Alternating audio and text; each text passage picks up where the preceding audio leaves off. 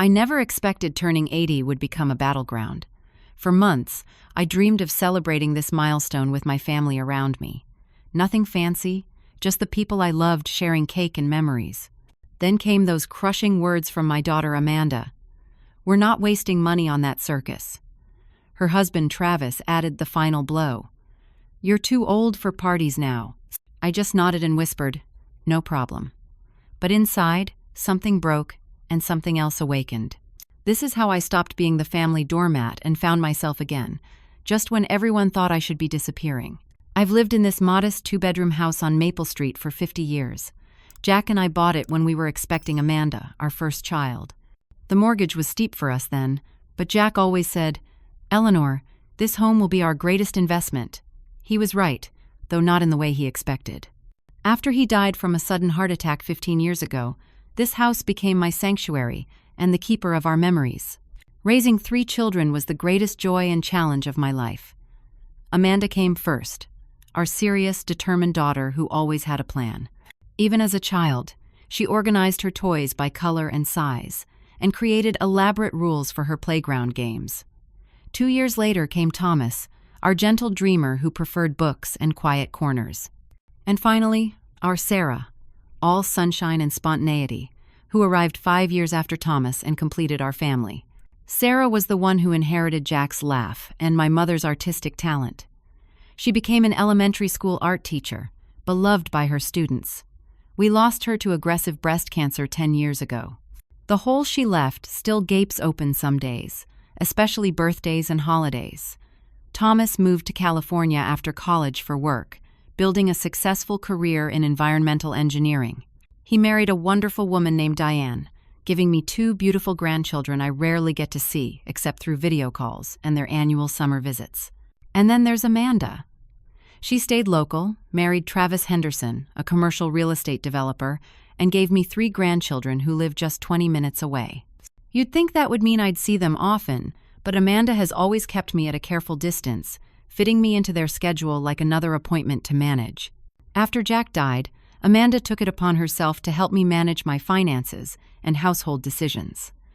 At first, I was grateful. Grief had left me foggy-headed and overwhelmed by the smallest tasks. But as months passed into years, her help morphed into control. Every purchase questioned, every decision scrutinized. "Mom, do you really need new curtains? Mom, that grocery store is too expensive. Mom, why waste money on those medications when the generic works just fine?"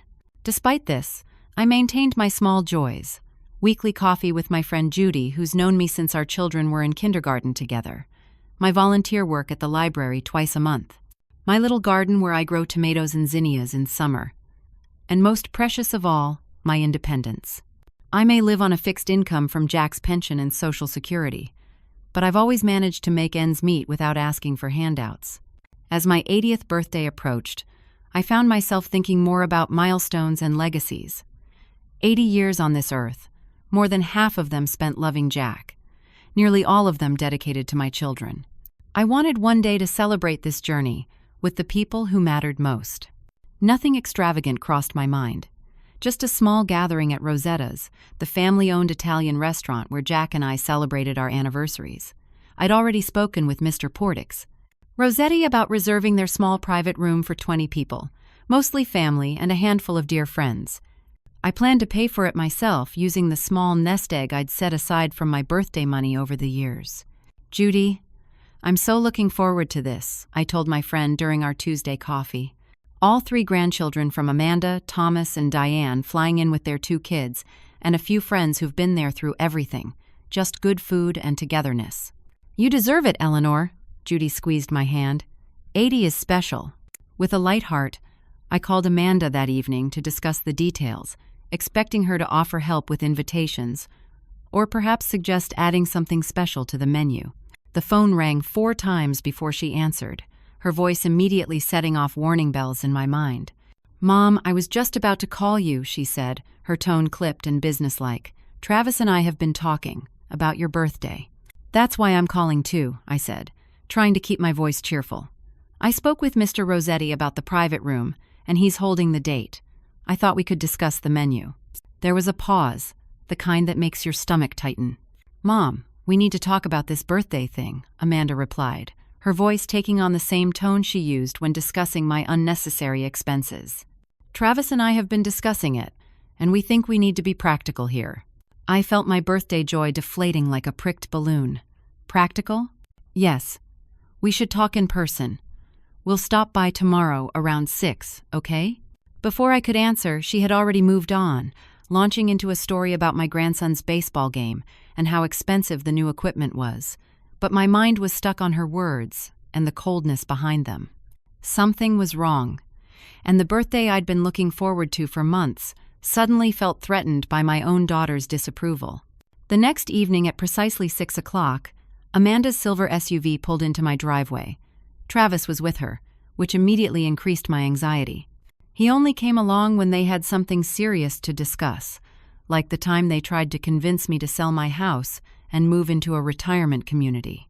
They sat stiffly on my living room sofa, declining my offer of coffee and homemade cookies. Amanda was dressed in her work clothes, a tailored pantsuit that made her look older than her 49 years. Travis sat beside her, checking his phone every few minutes. "Mom," Amanda began, folding her hands on her lap, "about this birthday celebration you're planning." "It's nothing extravagant," I said quickly, already on the defensive. "Just family and a few close friends at Rosetta's. I've saved up, so you don't need to worry about the cost." Amanda and Travis exchanged a look I'd seen many times before, the one that said they'd already discussed this thoroughly without me and reached a conclusion I wouldn't like. "Mom, we're not wasting money on that circus," Amanda declared flatly. The word circus struck me like a slap. My small, meaningful celebration reduced to something frivolous and ridiculous. "It's not a circus," I said softly. "It's just dinner with family for my 80th birthday." Travis finally looked up from his phone. "Eleanor, you're too old for parties now," he said, as if explaining something to a child. "At your age, it's time to be practical. What if you get too tired? What if it's too much excitement? And frankly, the money would be better spent on practical things." "What practical things?" I asked, my voice barely audible as I fought back tears. "Well," Amanda jumped in, "there's your medication, future home repairs, putting something aside for later care needs." Later care needs, a euphemism for nursing homes and funeral expenses. They were already planning for my decline and death while I was still very much alive. "I've already spoken with Mr. Rossetti," I said, trying another approach. "He's holding the date." "We took care of that," Amanda replied with a dismissive wave of her hand. "I called and canceled the reservation this morning. I explained that we've decided to do something more appropriate." My heart dropped into my stomach. "You canceled without asking me?" "I was helping, Mom. You sometimes have trouble saying no, and I didn't want you to feel obligated because of a reservation." I sat there, stunned into silence. Not only had my birthday celebration been dismissed as a circus, but Amanda had taken it upon herself to cancel arrangements I'd made without even consulting me. "We thought instead," she continued in her efficient way, "we could have a small family dinner here at your house. Just us, the kids, and maybe Aunt Betty if she's feeling up to it. Simple and sensible. Travis will grill something, and I'll bring a small cake from the grocery store. A dinner that I would need to help prepare, in my own house, with only my daughter's immediate family and possibly my elderly sister-in-law who was currently recovering from pneumonia. My friends excluded. Thomas and his family not even mentioned." "What about Thomas and Diane and the kids?" I asked. Amanda shrugged. "Well, they live so far away, and it's such an expense for them to travel. I'm sure they'll understand that it's just not practical for them to come all this way for a simple birthday." I hadn't even told her that Thomas was already making plans to fly in. She had simply decided he shouldn't come. "I see," was all I could manage to say. "It's settled then," Travis said, standing up as if the matter was concluded. "Small family dinner, right here. No fuss, no waste." "No problem," I heard myself say automatically, the words I'd used for years to avoid conflict. After they left, I sat alone in my living room for a long time. The cookie plate remained untouched on the coffee table. My 80th birthday, a milestone I'd looked forward to celebrating, had been reduced to an obligation, an inconvenience to be managed with minimum effort. That night, I cried myself to sleep, for the first time since Jack died. Not just for the birthday that wouldn't be, but for the painful realization that my own daughter saw me as a burden rather than someone worthy of celebration. 2 days later, Judy called me. Her voice was hesitant, unusual for my normally forthright friend. "Eleanor, I just heard something, and I'm not sure if I should tell you, but I think you need to know." "What is it?" I asked, immediately concerned. "I ran into Lisa Johnson at the pharmacy. You know her daughter Bethany is friends with Amanda's oldest?" "Yes, they play soccer together." Well, Judy paused. Lisa mentioned that Amanda and Travis are planning a vow renewal ceremony for their 20th anniversary. They've booked the ballroom at the Riverview Hotel. Lisa said it's going to be quite elaborate, with catered food, live music, the works. They're sending out invitations next week. I felt my heart constrict. "When is this happening?" "That's just it, Eleanor. It's the same weekend as your birthday." Lisa said Amanda told her they've been planning it for months. The same weekend. Months of planning, while telling me that spending money on my 80th birthday celebration would be a waste. "Are you still there?" Judy asked after my prolonged silence. "Yes," I whispered. "I'm here." "I'm so sorry, honey. I thought you should know." After hanging up, I walked to my bedroom and opened the small jewelry box on my dresser. Inside was the sapphire ring Jack had given me on our 30th anniversary. "Something blue to match your beautiful eyes," he'd said. Next to it lay the gold locket containing a tiny photo of Sarah taken just months before her diagnosis. In that moment, looking at these precious mementos of the two people who had loved me most purely in this world, something inside me shifted. The hurt remained, but alongside it grew something new. A quiet, firm resolve. Jack would never have allowed anyone to treat me this way. Sarah, with her fierce sense of justice, would have been outraged on my behalf. Why, then, had I allowed myself to be diminished? To be told that I wasn't worth celebrating? That my milestone birthday was a circus while my daughter planned an extravagant party for herself the very same weekend? For the first time in years, I felt a spark of defiance ignite within me. Amanda hadn't just canceled a dinner reservation. She had canceled my worth, my right to joy, my place at the center of my own life. And I had let her, with my habitual, no problem. The revelation about the vow renewal ceremony wasn't just another hurt. It was the final piece of a puzzle I'd been assembling for years without seeing the full picture. My daughter hadn't stopped my birthday celebration because of practical concerns or worry about my health.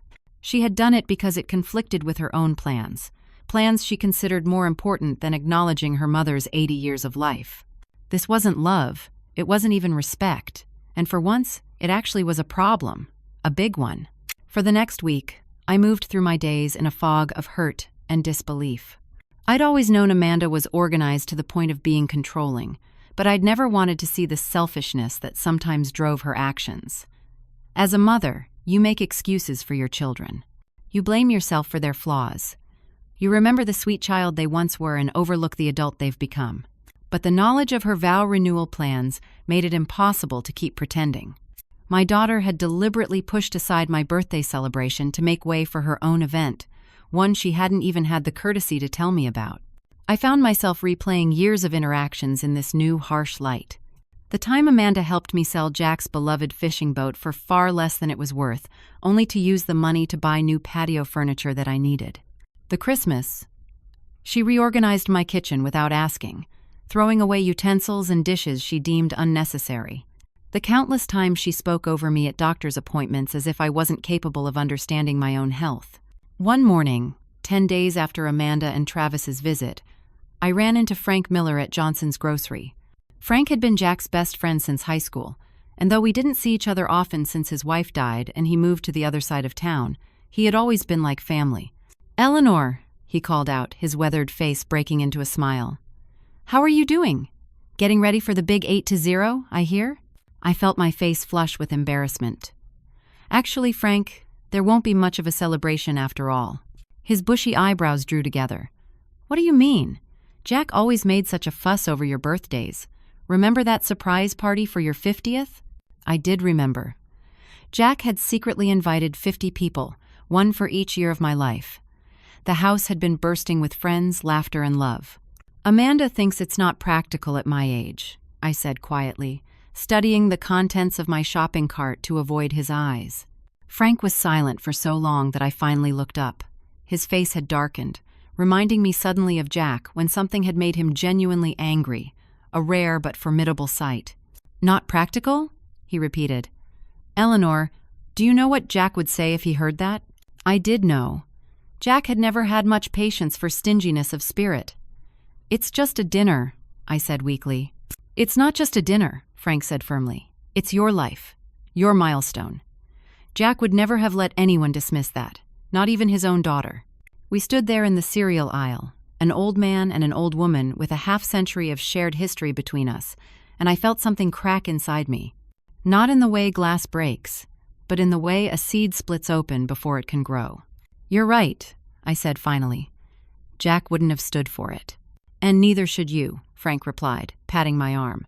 "The Eleanor I knew never let anyone push her around, not even Jack, when he got some fool notion in his head." After we parted ways, I sat in my car for a long time, thinking about Frank's words. The Eleanor he remembered had been a woman who spoke her mind, who stood her ground, who knew her own worth. When had I lost her? When had I become this meek person who said, "No problem," when my heart was breaking? That afternoon, I made a phone call I'd been considering for years, but had never had the courage to make. Mr. Harrington, the lawyer who had handled Jack's will and helped me with paperwork after his death, agreed to see me the very next day. His office was in a converted Victorian house downtown, unchanged since the last time I'd been there. Mr. Harrington himself looked older, but his sharp eyes and direct manner were exactly as I remembered. "Mrs. Monroe, what can I do for you today?" he asked after his secretary had shown me in and brought us both coffee. "I want to change my will," I said, surprising myself with the steadiness of my voice. "And I'd like to review all the financial arrangements my husband set up before he passed." Mr. Harrington leaned back in his chair, studying me. "May I ask what's prompted this decision?" I took a deep breath and told him everything. The canceled birthday, the vow renewal ceremony, the years of subtle control and diminishment. As I spoke, I realized how long I'd been swallowing my feelings, making excuses, allowing myself to be sidelined in my own life. "I see," Mr. Harrington said when I finished. "And what changes would you like to make?" "Currently, Amanda is my executor and the primary beneficiary of my estate, with provisions for Thomas as well. I'd like to change that. I want to divide everything equally between Thomas and several charities that were important to Sarah before she died, and I want Thomas to be my executor." Mr. Harrington nodded, making notes. "And the power of attorney your daughter currently holds?" "I want that revoked immediately." "What about healthcare directives?" "I'd like to designate Thomas for that as well, with my friend Judy as an alternative, if he can't be reached." For the next 2 hours, we went through every legal document that gave Amanda control over any aspect of my life or finances. One by one, we changed them, putting the power back where it belonged, with me while I was alive, and with people I could trust after I was gone. When we finished, Mr. Harrington looked at me with something like admiration. "Mrs. Monroe, if you don't mind my saying so, I think your husband would be proud of what you've done today." "Thank you," I said, feeling a weight lift from my shoulders. "When will these changes take effect?" "The power of attorney revocation is immediate. The new will and healthcare directives will be ready for your signature by the end of the week. As for notifying your daughter," he let the sentence hang. "I'll handle that when the time is right," I said. Driving home, I felt a strange mixture of guilt and liberation. The guilt came from a lifetime of putting my children's feelings above my own, of believing that a good mother always sacrifices herself. The liberation came from finally acknowledging that even mothers deserve respect, consideration, and yes, celebration. This wasn't about punishing Amanda. It was about protecting myself and reclaiming my dignity. It was about honoring what Jack would have wanted for me and what Sarah would have fought for on my behalf. Most of all, it was about becoming, once again, the Eleanor who knew her own worth. When I got home, I went straight to my bedroom closet and pulled down the old shoebox where I kept my most private papers. Inside, under a stack of Jack's love letters, was my personal bank book for an account Amanda knew nothing about. Jack had insisted I keep it separate after we were married. "Every woman needs her own money," he'd said, "even in the best marriage." Over the years, I'd deposited small amounts from birthday gifts, the occasional freelance editing job I took on, and the sale of my mother's antique china after she passed. It wasn't much, but it was mine alone. I counted the balance. $4,823. Enough to give myself the birthday I deserved, even if I celebrated it alone. The next morning, I woke with a sense of purpose I hadn't felt in years. After breakfast, I called the Sand Dollar Cottage, a small beachfront rental in Ogunquit, Maine, where Jack and I had spent our honeymoon 55 years ago. By some miracle, they had a cancellation for the week of my birthday.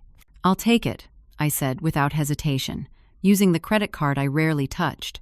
"Wonderful, Mrs. Monroe. Will this be a family gathering?" the friendly reservation agent asked.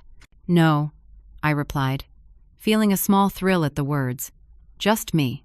Next, I called Thomas in California, something I usually avoided doing without checking with Amanda first, an unconscious habit I now recognized as ridiculous. "Mom, what a nice surprise," he answered, genuine warmth in his voice. "Thomas, I need to talk to you about something important," I said. "It's about my birthday next month." "I was just going to call you about that. Diane and I were looking at flights. We're thinking of coming a few days early to make a proper visit of it." My heart swelled. He'd been planning to come all along. About that, there's been a change of plans. I told him everything, trying to be fair even while describing Amanda's hurtful actions. Thomas listened without interrupting, which had always been his way. "I'm not surprised," he finally said, his voice tight with anger. "But I am disappointed in her, again." "You don't sound shocked," I observed. He sighed heavily. "Mom, Amanda has always been difficult, but she's gotten worse over the years, especially with how she treats you. I've tried talking to her about it, but she just dismisses me as the absent son who doesn't understand her burden." His words stung. "Is that how she sees caring for me? As a burden?" "Not you specifically, Mom. Everything in her life is a burden to Amanda. Her kids, her marriage, her job, nothing is ever just joyful or enough for her." I'd never heard Thomas speak so candidly about his sister. Had I been blind to tensions between my children as well? "Anyway," he continued, "what would you like to do about your birthday? Whatever you want, Diane and I support you completely." I told him about the beach cottage. "It's where your father and I spent our honeymoon. I thought it would be nice to come full circle." "It sounds perfect," Thomas said. "But Mom, you shouldn't be alone on your 80th birthday." "I'll be fine," I assured him, though the thought of spending such a significant day alone did make my heart ache. I just need some time to think. "Well, keep us posted. And Mom, I'm proud of you for standing up for yourself." His words stayed with me throughout the day, a comforting reminder that at least one of my children still saw me as a person worthy of respect and celebration. Over the next 2 weeks, I continued making quiet changes. I went to the bank and updated my account information, removing Amanda as an authorized user. I sorted through old photographs and mementos, setting aside special items for Thomas and his children.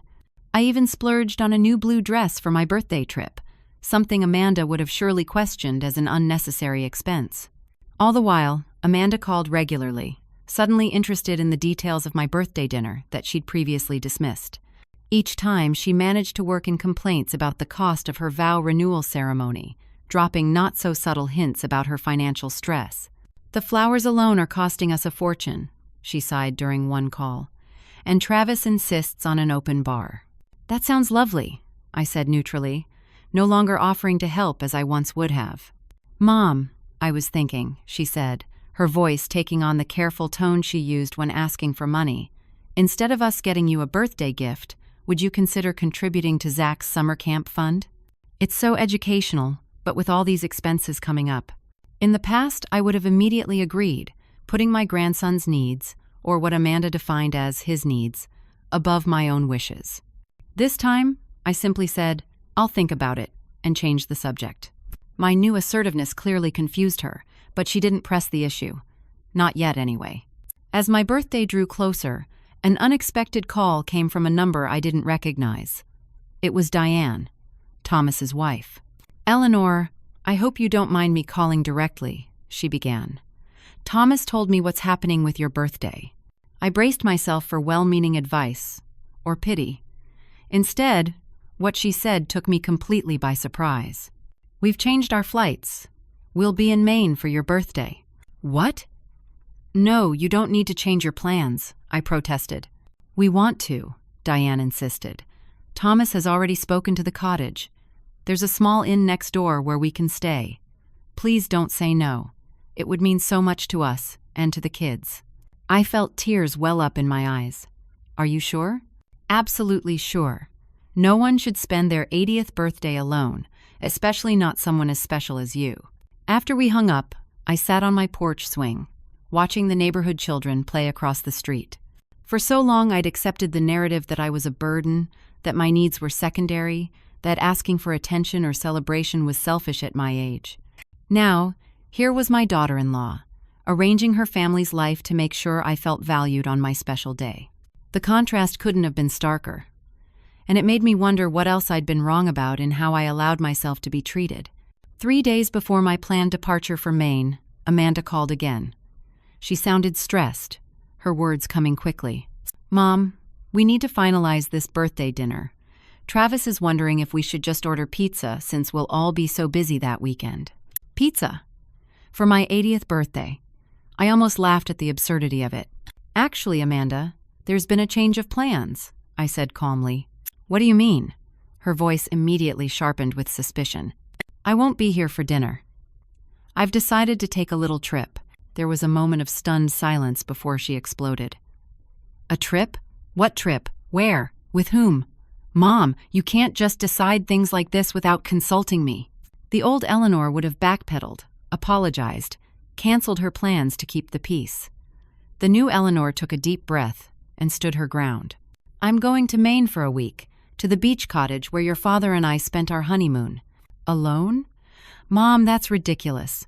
You can't travel alone at your age. What if something happens? What if you fall? Have you even thought this through?" "Yes, Amanda, I have. And I won't be alone. Thomas and his family will be joining me." Another silence, this one longer and heavier. When Amanda spoke again, her voice had that controlled quality that always preceded her worst outbursts. "Thomas is coming? You told him about your birthday before discussing it with me? I'm the one who lives near you, who takes care of you, who manages everything, and you went behind my back to make plans with Thomas?" "I didn't go behind your back, Amanda. You canceled my birthday celebration. Called it a circus, if you recall. So I made other arrangements."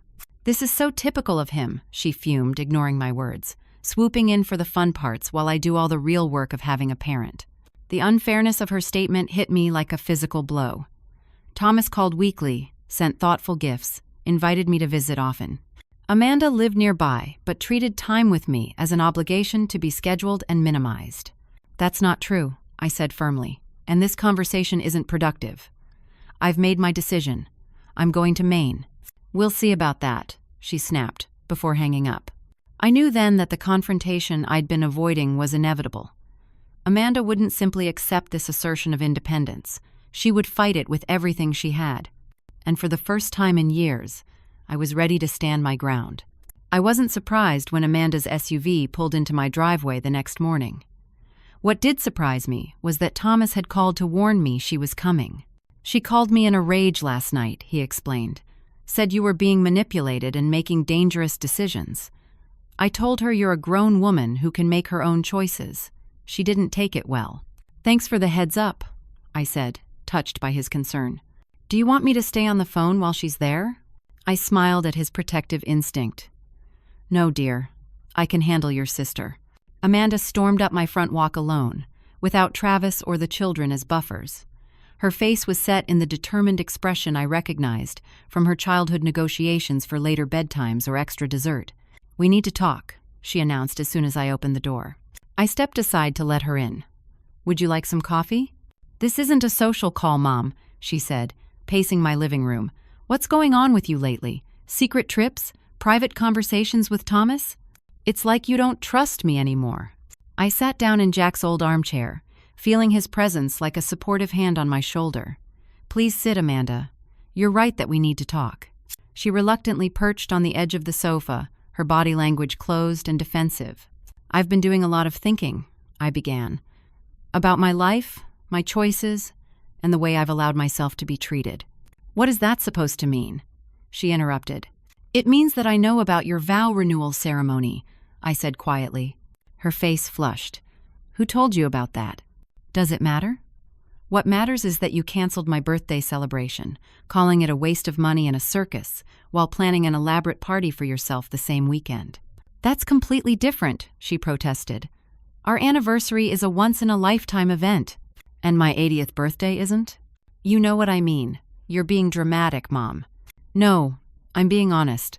For perhaps the first time in years, I took a deep breath. Amanda, I love you. You're my daughter, and nothing will ever change that. But I don't like the way you treat me. I don't like being controlled, diminished, or treated as an afterthought in my own life. She stared at me as if I'd suddenly started speaking a foreign language. Is this Thomas's influence? Did he put these ideas in your head? No, this is all me. The me I used to be before I started saying no problem to everything that hurt me. Amanda stood up, her movements jerky with anger. So this is what it's about? You're punishing me for trying to help you? For trying to be practical about an old woman's birthday when we have real expenses to consider? Her words stung, but I didn't flinch. I'm not punishing you. I'm taking back my life, starting with my birthday, which I'll celebrate how and where I choose. With Thomas instead of me. Thomas didn't dismiss my birthday as a circus. Thomas didn't cancel reservations without asking me. Thomas sees me as a person with my own wishes and dignity, not a problem to be managed. Amanda's face contorted with a mixture of anger and something that looked almost like hurt. That's not fair. I've been the one here all these years while he built his perfect life in California. And I'm grateful for your presence, I said sincerely. But presence isn't the same as respect or consideration. She threw up her hands in frustration. What do you want from me, Mom? An apology for trying to be sensible? For trying to take care of you? Taking care of someone means considering their feelings and wishes, not just making decisions for them. We went back and forth like this for nearly an hour, covering years of accumulated hurts and misunderstandings. Amanda alternated between defensive anger and attempts to make me feel guilty or confused. But something had fundamentally shifted inside me, and her usual tactics no longer worked. Finally, as our circular argument exhausted itself, Amanda played her trump card. Fine, go to Maine with Thomas, but don't expect me to pick up the pieces when something goes wrong. And don't expect me to keep bringing the kids around if this is how you're going to behave. The threat to limit my access to my grandchildren was a low blow, designed to make me capitulate as I always had before.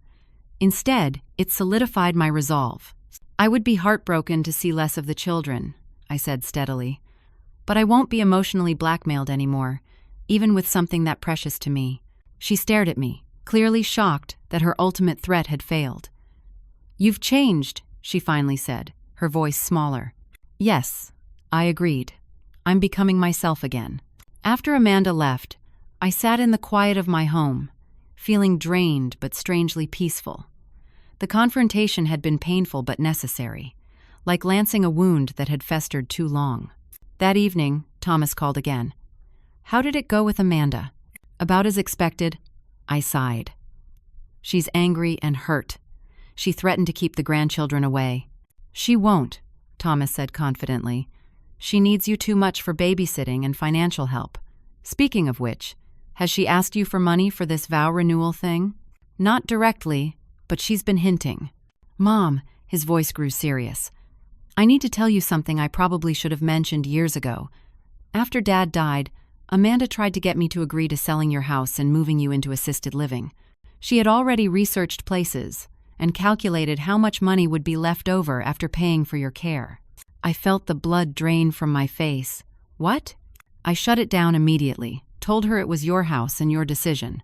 She was furious, said I didn't understand the financial burden of having you nearby. That's when I realized how she really saw you, as an asset to be managed. His words confirmed my worst suspicions, but also validated my recent actions. Thank you for telling me, Thomas, and for standing up for me. Always, Mom. I just wish I'd done more over the years. But I thought you seemed okay with how things were. I wasn't, I admitted. I just didn't have the courage to change it. Well, you do now, and Diane and I couldn't be prouder. After we hung up, I finished packing for my trip, adding the blue dress I'd bought and the sapphire ring Jack had given me. Whatever happened with Amanda, I was determined that my 80th birthday would be a celebration of my life and my reclaimed independence.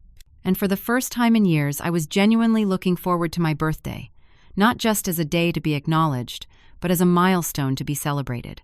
The next morning brought another surprise. A text from Amanda. "We need to talk again before you leave. Family dinner tonight at our house, 6 p.m. I considered declining, but something told me this conversation needed to happen. I texted back a simple, "I'll be there," and spent the day steeling myself for another confrontation. When I arrived at Amanda and Travis's sprawling suburban home that evening, I was surprised to find Thomas's rental car in the driveway. He had flown in early without telling me. Inside, the atmosphere was tense. Amanda and Travis sat at one end of their formal dining room table, Thomas at the other. I took a seat beside my son, grateful for his supportive presence. "Thank you all for coming," Amanda began stiffly, as if chairing a business meeting. "I thought it was important that we discuss recent developments as a family." "You mean Mom standing up for herself?" Thomas said, with a hint of challenge in his voice. Amanda ignored him, focusing on me. "Mom, I've been thinking about our conversation. While I still believe I've only had your best interests at heart, I can see that perhaps I've been overly involved in your decision-making." It wasn't exactly an apology, but it was more self-awareness than she'd shown in years. "Thank you for recognizing that," I said. "However," she continued, her tone hardening, "I'm concerned about this impulsive trip. The financial implications alone?" "Mom's finances are her business," Thomas interrupted. "And there's nothing impulsive about wanting to celebrate a significant birthday in a meaningful way." Travis, who had been silently monitoring his phone, looked up. "Speaking of finances, we've put a lot into this vow renewal ceremony. $30,000 to be exact. It's an investment in our family image in the community." The casual mention of such a large sum spent on their party while they'd dismissed my small dinner as a waste reignited my hurt and anger. $30,000? I repeated incredulously. "For a vow renewal when you told me my birthday dinner was an extravagance?" Amanda shot Travis a warning look. "That's different. It's a significant milestone for us." "And my 80th birthday isn't a significant milestone for me?" I asked quietly. The room fell silent. Then Thomas spoke up, his voice gentle but firm. "Amanda, do you hear yourself? Do you understand why Mom is hurt?" Amanda's face flushed. "Old people don't need birthday parties," she blurted out. "It's not like turning 21 or getting married. What's the point at her age? And besides, Thomas, this is rich coming from you. You swoop in a few times a year while I'm here dealing with everything. You've manipulated Mom against me, and now you're both acting like I'm the villain." The naked emotion in her outburst stunned us all. This wasn't just about my birthday or money. This was years of resentment, jealousy, and her own fears about aging and mortality bubbling to the surface. I looked at my daughter, really looked at her, and saw not just the controlling woman she'd become, but the little girl who'd always needed to be in charge, who'd always feared being overlooked. In that moment, I felt a deep sadness for both of us. Without saying another word, I rose from the table, picked up my purse, and walked out of the dining room. "Mom, wait!" Amanda called after me, but I kept walking. Outside, the evening air was cool and clean. I took deep breaths, feeling my heartbeat slow. I hadn't stormed out in anger. I'd removed myself from a situation that was no longer productive or healthy. There was a difference, and it felt important. As I got into my car, I saw Thomas come out of the house. He gave me a small nod of understanding and respect. No words were needed between us. He would handle the aftermath with his sister, and I would continue on my path of reclaiming my life. Driving home under a sky full of stars, I felt a curious lightness. The confrontation hadn't gone as I might have hoped, but it had been clarifying. Amanda had shown her true perspective, one that devalued my life and experiences simply because of my age. And I had shown that I would no longer accept that devaluation, not even from my own child. Some relationships can be healed with honest conversation and mutual effort.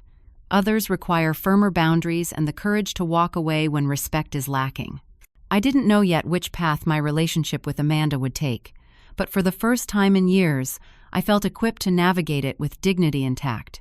The day before my departure for Maine, I was packing the last few items when I heard a car door slam outside. Looking through the window, I saw Amanda and Travis marching up my front walk, their faces set with determination. No children with them, I noted. This was to be a confrontation, not a reconciliation. I opened the door before they could knock. "Amanda, Travis, this is a surprise." "You haven't been answering your phone," Amanda accused, pushing past me into the house. It was true. After leaving their dinner table the night before, I'd decided to give myself a day of peace. My phone had remained in my purse, untouched. "I needed some quiet time," I said, closing the door behind them. Travis noticed the suitcase in the hallway. "So you're really going through with this trip?" "Yes," I said simply. "I leave tomorrow morning. Thomas is picking me up at 8. Amanda's eyes narrowed. "This isn't like you, Mom. Running away instead of working things out, choosing Thomas over me." "I'm not running away, and I'm not choosing anyone over anyone else. I'm celebrating my birthday in a way that's meaningful to me." She began pacing my living room, her agitation visible in every movement. "And what about your medications? Your doctor's appointment next week? Have you even thought about what happens if you get sick up there?" "I've packed my medications, rescheduled my appointment. And I'm not going to the wilderness, Amanda. It's a beach cottage with a phone and modern amenities, 15 minutes from a hospital." Travis, who had been examining my suitcase with disapproval, spoke up. "This is all very unnecessary, Eleanor. And frankly, it's selfish. Amanda has been under tremendous stress with this vow renewal ceremony. The least you could do is be supportive, instead of adding to her burdens." I looked at him, really looked at him, perhaps for the first time. This man who had called my birthday celebration a circus, who had told me I was too old for parties, was now lecturing me about selfishness. "Travis," I said quietly but firmly, "I've supported Amanda in everything she's done for 30 years. I've babysat on demand, contributed financially when asked, and rearranged my life to fit her schedule countless times. Taking 1 week for myself is not selfish. It's necessary." "This isn't just about the trip," Amanda interjected. "You've been different ever since your birthday came up. Distant, secretive. It's like you don't trust us anymore." There it was, the opening I'd been waiting for. The moment to be completely honest, regardless of the consequences. "You're right," I said. "I don't trust you the way I once did. Not since I learned about your vow renewal ceremony planned for the same weekend as my birthday. Not since you called my celebration a circus while spending $30,000 on your own event." Amanda flinched. "That's different." "No," I cut her off gently, but firmly. "It's not. And there's something else you should know." I took a deep breath. "I've changed my will and financial arrangements." The shock on both their faces would have been comical under different circumstances. "What do you mean, changed your will?" Travis demanded. "Exactly that. I've made Thomas my executor instead of Amanda. I've revoked Amanda's power of attorney. And I've changed the distribution of my estate to divide it equally between Thomas and several charities that were important to Sarah." Amanda's face drained of color. "You can't do that. You're not. You're not thinking clearly." "I'm thinking more clearly than I have in years," I countered. "And yes, I absolutely can do that. It's my life, my home, and my money." "This is Thomas's doing," she hissed. "He's always been jealous of our relationship, always trying to turn you against me." "No, Amanda. This is the consequence of years of controlling behavior, dismissive attitudes, and a fundamental lack of respect." My voice remained calm, though my heart was racing. "I didn't want it to come to this, but you've left me no choice." Travis stepped forward, his businessman persona taking over. "Eleanor, be reasonable. These are major decisions with serious implications. You should at least consult with us before making such drastic changes." "Why?" I asked simply. "You didn't consult me before canceling my birthday reservation. You didn't consult me before telling me I was too old for celebrations. Why should I consult you about my own legal and financial decisions?" Amanda's shock was morphing into fury. "After everything I've done for you? All the times I've taken you to doctors, helped with your bills, included you in our family events? This is how you repay me?" "Those weren't gifts, Amanda. They were ways of maintaining control. Real love doesn't keep score or expect repayment. You'll regret this, she said, her voice shaking. When you're alone and need help, don't come crying to me, and don't expect to see the grandchildren either. I won't have them around someone who treats their mother this way. The threat cut deep, as she knew it would, but I stood my ground. I would never keep you from my grandchildren, no matter what happened between us. I hope you'll reconsider using them as pawns in this situation.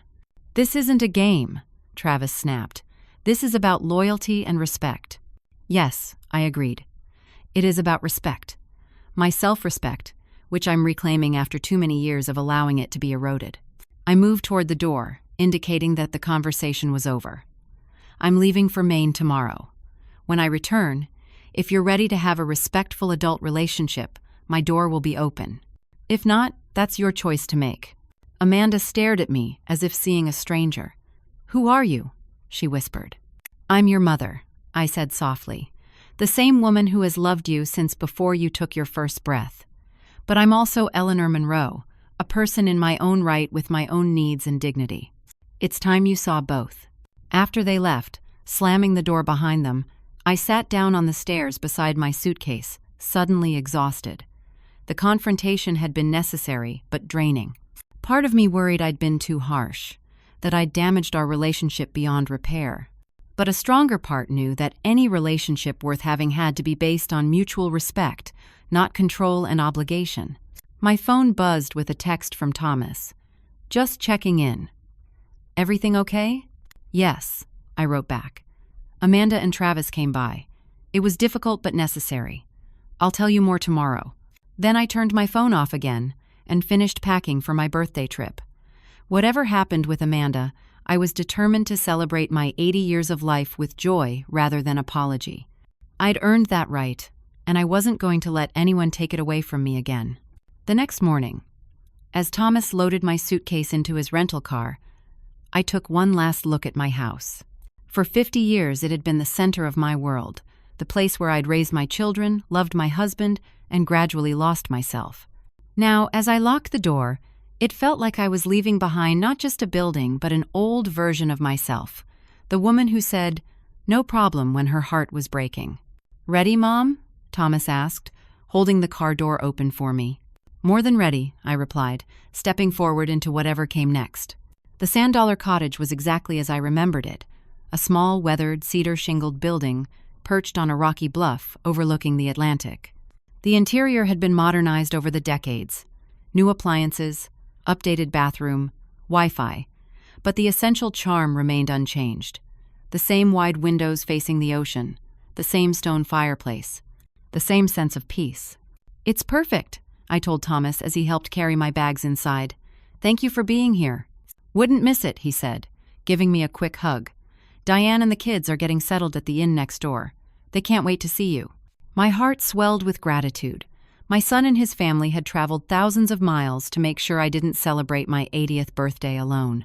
Their presence was a gift beyond measure. That first day, I took a long walk on the beach alone, feeling the sand between my toes and the wind in my hair. With each step, the weight of recent confrontations seemed to lift a little more, carried away by the rhythmic crash of waves against the shore. I thought about Jack, about how he would have loved seeing me here again, how proud he would have been of me for standing up for myself. I thought about Sarah, her fierce spirit somehow present in the wildness of the ocean. And yes, I thought about Amanda, wondering if there was a path forward for us, a way to rebuild our relationship on healthier ground. When I returned to the cottage, I was surprised to find not just Thomas and his family waiting, but several other familiar faces.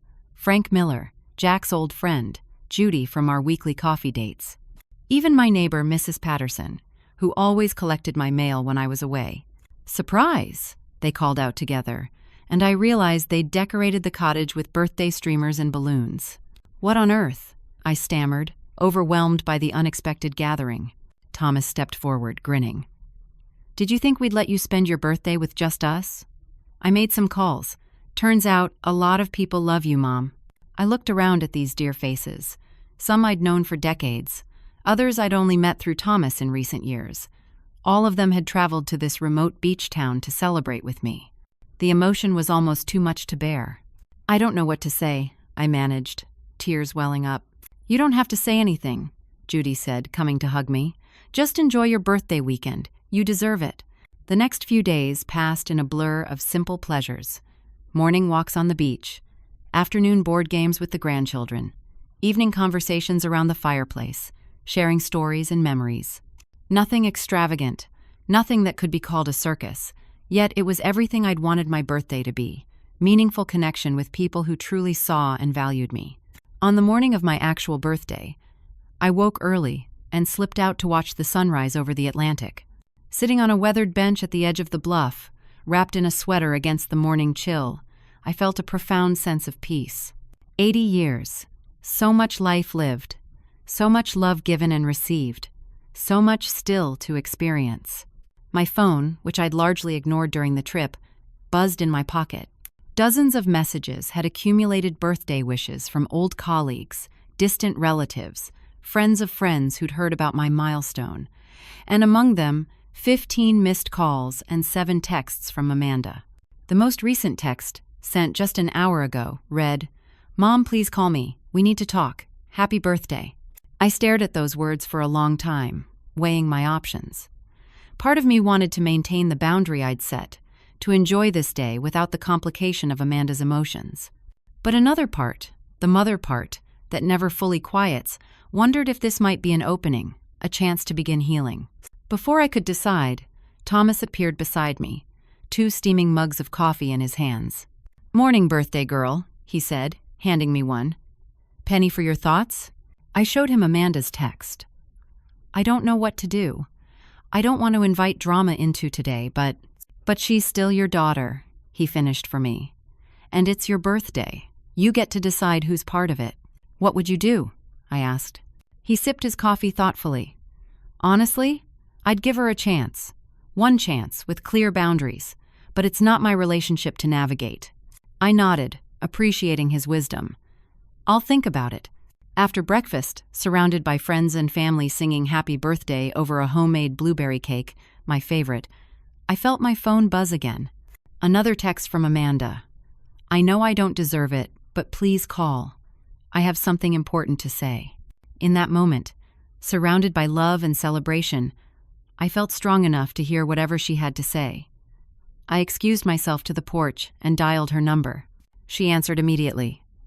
"Mom? Is that really you?" "Yes, Amanda, it's me. Happy birthday to me." There was a pause, and then to my astonishment, I heard her begin to cry. Amanda, who prided herself on never showing vulnerability, who considered emotions a weakness, was sobbing into the phone. "I'm so sorry," she managed between tears. "I've been awful. Absolutely awful." "Amanda, no, please let me finish. I've been thinking about everything you said. Everything I've done. The way I treated your birthday while spending a fortune on my vow renewal. How I've tried to control you instead of respect you. It's all true. Every word." I sat down on the porch swing, stunned by this uncharacteristic admission. "What brought this on?" "After we left your house, Travis and I had a huge fight. He said some things. Well, things I didn't want to hear but needed to. About how we treat you. About how I'd feel if our kids treated me that way when I'm older." "I see," I said, not quite ready to believe this sudden transformation.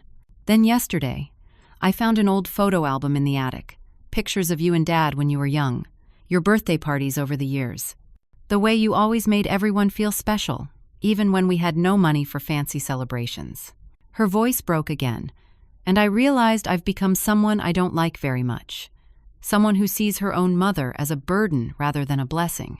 Someone who cancels an 80-year-old woman's birthday because it's inconvenient. The raw honesty in her words touched me deeply. "Amanda, I never wanted this rupture between us. I just needed you to see me as a person, not a problem to solve. I know that now," she said softly. "And I want to make it right, if you'll let me. We've postponed the vow renewal. It can wait. This milestone in your life can't. Would it be okay? Could we possibly come up there to celebrate with you? Just for a day?" I hesitated, torn between hope for reconciliation and fear of returning to old patterns. "There's something I need to hear first," I said carefully. "Anything. I need to know that you understand This isn't just about my birthday. It's about an ongoing pattern of control and dismissal that has damaged our relationship for years. And I need to know you're committed to changing that pattern, not just making a grand gesture to smooth things over." There was a long silence on the other end of the line. Then, "You're right. This isn't about one event or one apology. It's about years of me treating you like you didn't matter, like your feelings and wishes were less important than mine. I can't promise I'll change overnight, but I started therapy yesterday. I want to understand why I've behaved this way, and how to stop. I want to be a better daughter to you, a better mother to my kids, a better person." The sincerity in her voice brought tears to my eyes. That's all I needed to hear. "So, may we come?" Travis understands if he's not welcome, but the kids really want to see their grandma on her big day. I looked through the window at the warm gathering inside.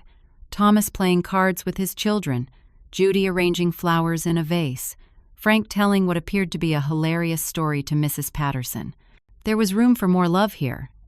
There was room for second chances. "Yes," I said finally. "Come tomorrow, all of you, including Travis. It's time we all turned a new page." The next day, when Amanda's family arrived, there was an initial awkwardness, a careful navigation of new terrain, but it melted quickly in the warmth of genuine celebration. The grandchildren's excitement, Travis's surprisingly humble apology, and most of all, Amanda's visible effort to listen more than she spoke, to ask rather than dictate, to treat me with the respect I'd always deserved. That evening, as we all gathered on the beach for a bonfire, Amanda sat beside me on a driftwood log. "I got your text," she said quietly, "about the circus being closed." I'd almost forgotten the message I'd sent in response to her flurry of calls. "The circus is closed, and you're not making me the clown anymore." "I meant it," I told her. "I won't go back to the way things were." She nodded, staring into the flames. "I don't want you to. The way things were. It wasn't good for either of us. I was so focused on controlling everything around me that I couldn't see the damage I was doing." "What changed?" I asked, genuinely curious about her transformation. She thought for a moment. "Seeing you walk away from that dinner table. Not in anger, but with dignity. It made me realize I'd become someone who made her own mother feel she had to escape. And then finding those old photos. Seeing you as you were when I was growing up. Strong, kind, respected. I want to be worthy of that woman again." I reached out and took her hand, feeling the first tentative bridge rebuilding between us. "You are worthy, Amanda. You always have been. We just lost our way for a while." The months that followed my return from Maine brought many changes. Amanda continued her therapy, working through the control issues that had dominated her relationships. We established new patterns of interaction, regular dinners where we spoke as adults rather than mother and child, joint activities with the grandchildren, honest conversations when old habits threatened to resurface. There were setbacks, of course, times when Amanda slipped into managing mode or I became overly defensive, but the foundation had shifted. We were both committed to something healthier, something based on mutual respect rather than obligation and control. Travis, somewhat to my surprise, became an ally in this transformation. The fight he and Amanda had after leaving my house seemed to have sparked reflection in him as well. He apologized sincerely for his dismissive comments about my age and the circus remark, admitting they came from his own fears about aging. By the time my 81st birthday approached, our family dynamic had evolved into something I wouldn't have recognized a year earlier. When Amanda called to discuss celebration plans, she began with, "What would you like to do, Mom? It's your day."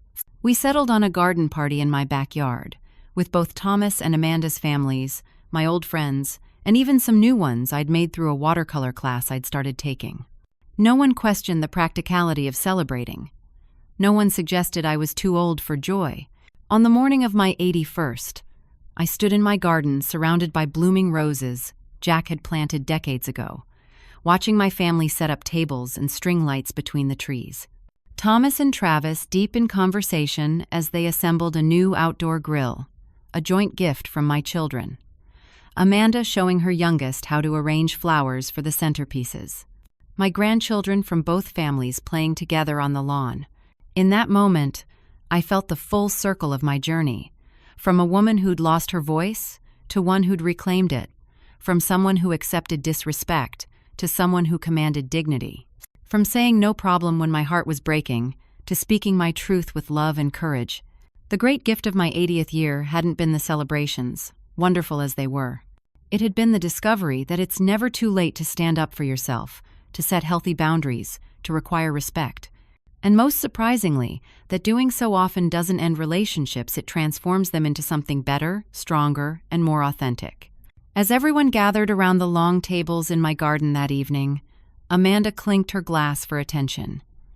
"I'd like to propose a toast," she said, looking directly at me, "to my mother, Eleanor, who taught me this year that true love includes respect, who showed me that sometimes the bravest thing we can do for each other is to stop accepting the unacceptable, and who proved that 81 is just the beginning of your best self." Glasses raised in the golden evening light, faces I loved smiling around me. I felt a profound sense of peace. The circus had indeed closed, but something far better had opened in its place. A life reclaimed, relationships rebuilt on solid ground, and the sweet freedom that comes from finally, fully becoming yourself.